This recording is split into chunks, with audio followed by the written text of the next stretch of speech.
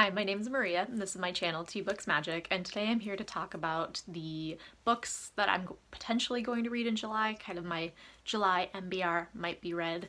I don't usually do monthly TBRs, MBRs, things like that, unless there's a readathon going on, but I was going through, I had a list of like 20, 30 books that I had as possibilities for July, and I was trying to find a way to narrow them down, and I really liked the system that I created, so I kind of just wanted to share it. So that's what we're going to be talking about today. I wanted to be a bit more intentional about what I was reading, so I kind of used almost like goal setting or intention setting to make this TBR, and like I said, I just thought that it was a fun way to do it. So going straight into it, what I did was I broke it down into 5 categories, with each category kind of representing one book, so essentially 5 books for July. That's a really good kind of aim for me. 5 is a really comfortable number for books to read in a month for me, and then if I do happen to read more, then I've got a little bit more mood reading room to play with. So the 5 categories that I came up with are things that I want to make sure I focus on kind of in general, but especially this month. And then once I had the categories established, I took my list of like 20 to 30 books and I narrowed it down by seeing which books fit into the category.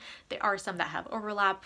You'll see kind of a bit more as I go into it. The first category is to pick one book from my top 10 priority series for the year. I do have a video where I talked about my top 10 priorities for 2022. I'll link it below.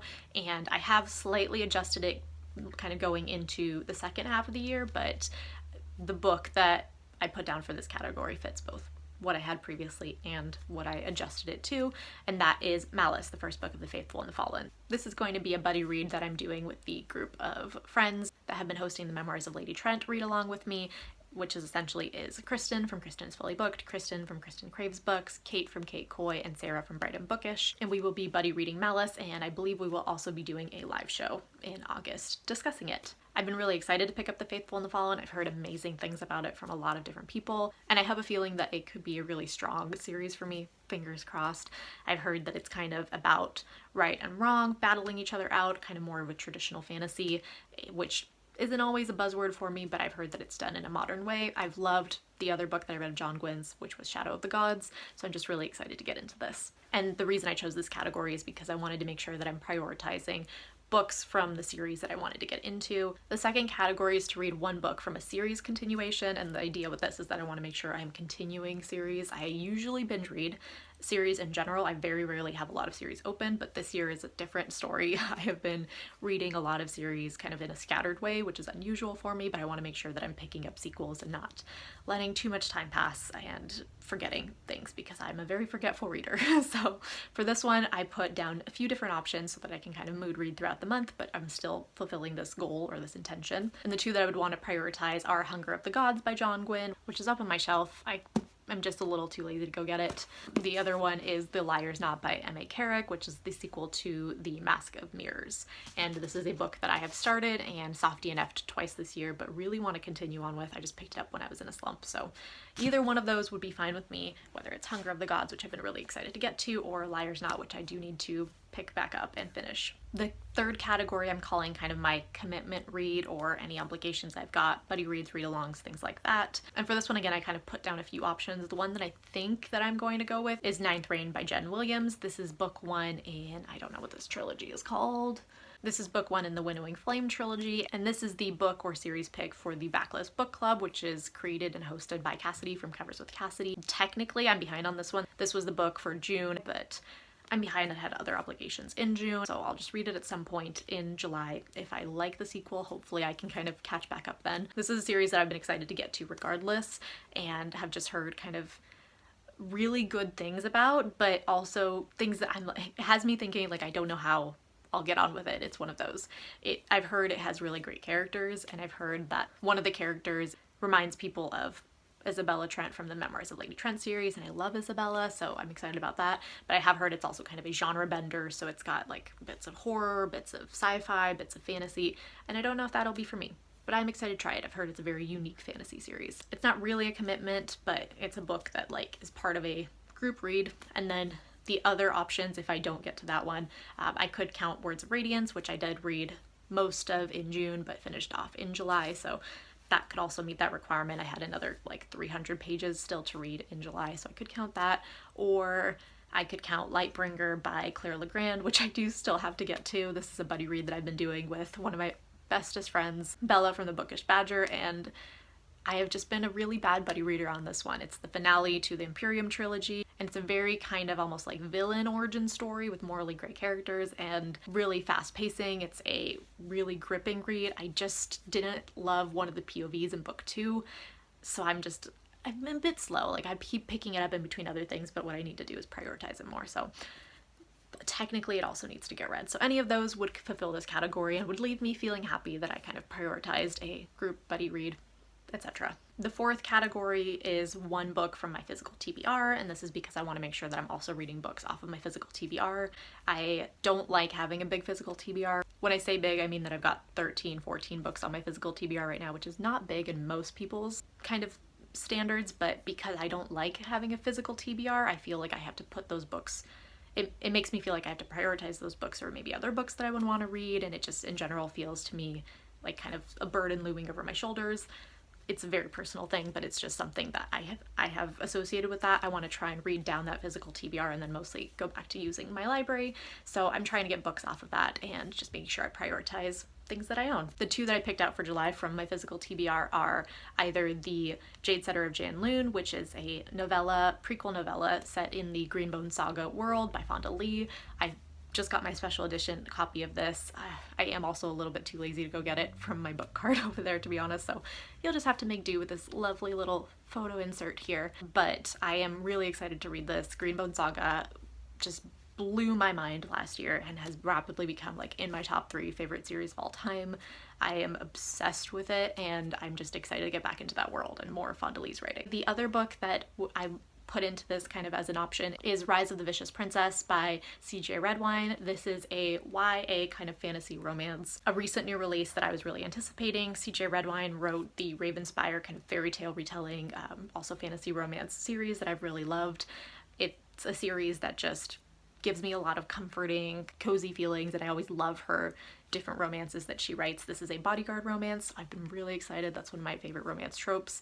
I don't read a lot of romance or fantasy romance, but when I do, hers are ones that usually just make me really happy. So I've been really anticipating this one. I started it in June and then just had to put it aside for other commitment and kind of obligation reads, so I'm excited to get back to it. That one will probably take precedence over Jade Setter, but I'm kind of hoping to fit both of them in. And then the fifth category I just put down as a mood read because I do want to make sure I'm still prioritizing just giving myself time to like pick up a book that I want to read or kind of do more independent reading. I've been doing a lot of buddy reads and read-alongs with groups, which has been really fun, but I also want to make sure I'm prioritizing books that I want to read that no one else is reading, if that makes sense.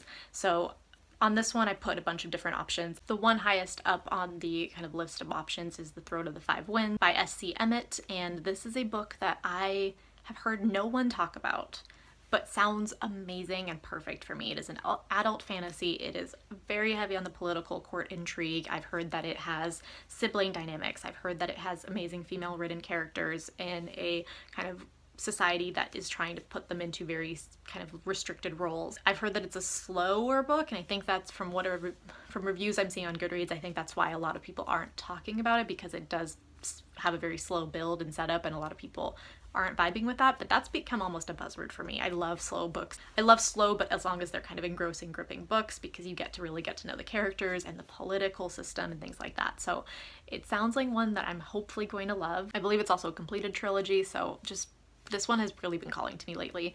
The other options that I kind of put into this category are just binge reading. If I, for example, fall in love with Malice and Faithful and Fallen and really want to just keep going to the next book, I want to make sure I have room for that in my TBR, because I haven't lately had room for that, and that's just the way that I most enjoy series and books in general. I also put down this as like my placeholder for T. Kingfisher books, because Sarah from Brighton Bookish is running a T. Kingfisher readathon in July toward the tail end. I don't remember the exact dates, but it's the last 10 days of July, I believe.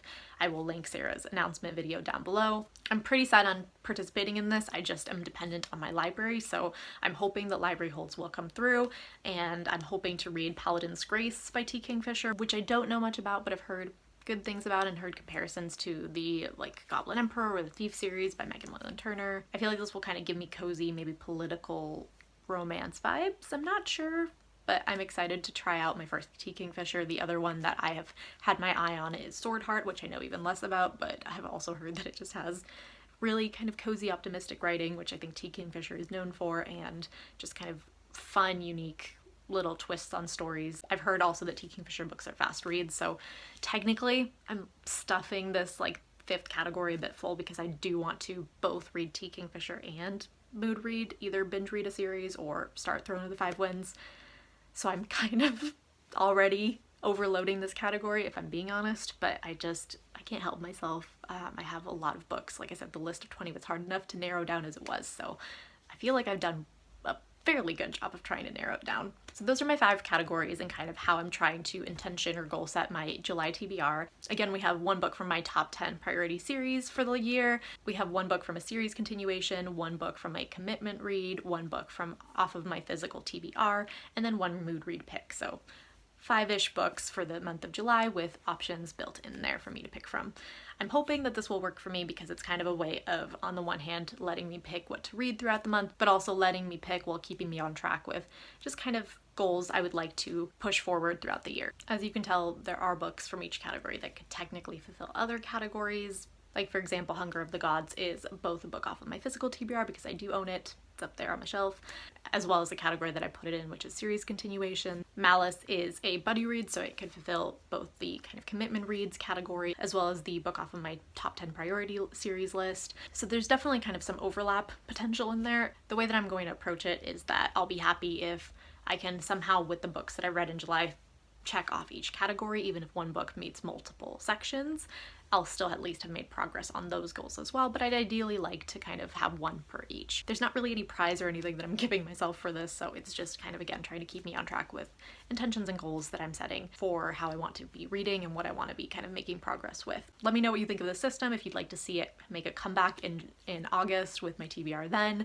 or if you put any kind of similar thought into your TBR in terms of trying to make it a bit more intentional. I'd love to know. Chat with me in the comments down below and let me know what you're planning to read in July in general. As always, thank you so much for watching, and I hope you have a wonderful day.